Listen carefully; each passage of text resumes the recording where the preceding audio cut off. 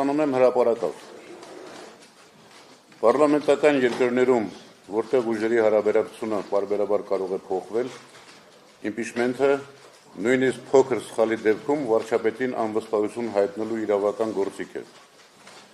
Այդպիսին է Հայաստանի պարլամենտը։ Ոչ։ Հայաստանում մեկ մարդու և մեկ խմբակցության բացարձակ իշխանություն է, մեկ մարդու դիկտատուրա քաղաքական մեծամասնություն ՔՊ-ի վրա։ Այսօրվա Հայաստանում իմպիչմենթի գործընթացը հնարավոր է և պետք է սկսել միայն այն ժամանակ, երբ երկրում կա իրական երկիշխանություն, երբ այս իշխանությունը չի տիրապետում իրավիճակին, թելադրողը փողոցն ու ընդդիմությունն են, երբ ուժային կառույցները չեն համարձակվի արյունայողության հրաման կատարել։ Այսօր նման իրավիճակ է։ Ոչ։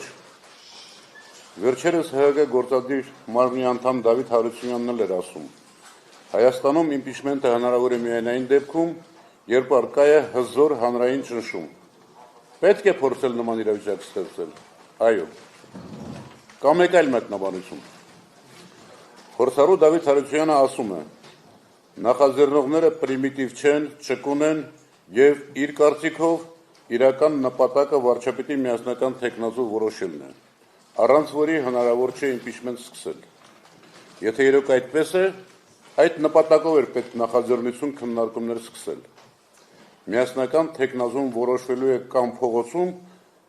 հզոր ճնշման արդյունքում, կամ ընտրություններով։ Քայլերի հերթականությունը խառնելը ավանտյուրա է կամ սադրանք, կամ այլ նպատակ է հետապնդում։ Ինչը կարող է լինել նպատակը։ Փորձել շանտաժի ենթարկել Հայաստան խմբակցությանը, կամ ասեք իմպիչմենթի են գնում երկրորդ նախագահ Ռոբերտ Քոչարյանի թեկնածությամբ,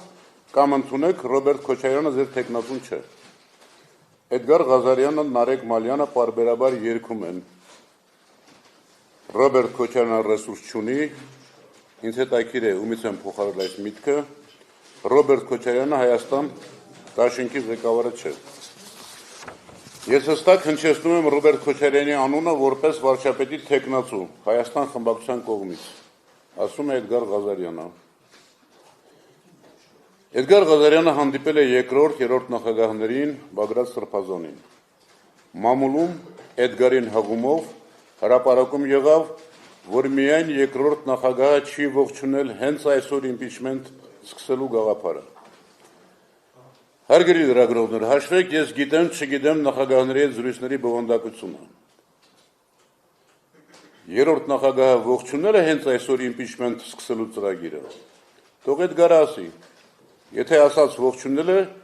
ես առաջարկում եմ պատիվ ունեմ խմբակցությանը սկսել թեկնածուի անուն տալ։ Ասում են, թող Հայաստան դաշինքը առաջարկի Ռոբերտ Քոչարյանի թեկնածությունը,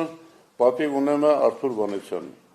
Արթուր Վանեցյանը ինչ կապ ունի պատիվ ունեմ խմբակցության հետ։ Իմ համոզմամբ ստորակետ։ Հայաստան խմբակցության առաջնորդը երկրորդ նախագահն է,